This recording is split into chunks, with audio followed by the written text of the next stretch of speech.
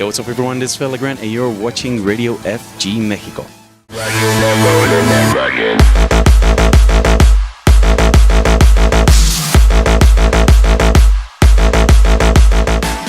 I'm still working on my album, so I tested like a new track that I'm doing with Michael Calvin, so that was like the secret track in there. Well, actually, I think you always get influenced a little bit, but about what's going on in the scene in general. But I think the trick is to do something with it that it still sounds like you, and that's what I still try to do. And especially I'm extremely happy with, I would say, all the stuff from the past 3 years, like So Much Love and Sparks, and of course I'm very proud of my Coldplay remix. I'm super happy with Long Way From Home. I'm super happy actually with Rockin' N Rolling that's out right now.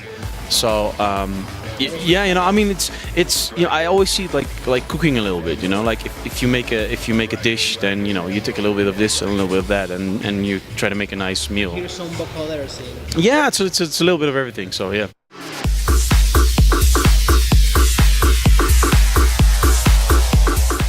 I think the trick is to have a nice balance of both. I mean, it's it sounds easy, but it's more like if you play it a lot, you have so much inspiration because you see what works on the floor and what doesn't work on the floor, and you maybe heard some other sets that were inspirational. So then usually I can't wait to be back in the studio, and just because I have an idea in my head and I have to get it out. But if you've been in the studio for like 2 weeks, you finish your tracks and then you want to play it out again. So it's the combination of the two. Yeah, I mean that's what you're always waiting for. But it's also very cool to be in the studio and you start to imagine, okay, if I make it like this or make it like this, they're probably gonna react like that and that. So that's very nice in the studio as well. But in the end, you can never wait to actually get out there again and play it out.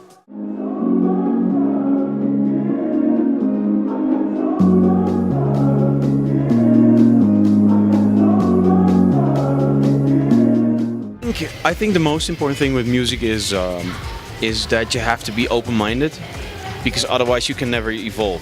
So I think that's the most important thing, and that's what I always try to do. I never try to copy myself too many times, because I think it just kind of gets boring, and you kind of want to keep an open mind and do something fresh and interesting every time you put out a new record. So I would say open-minded.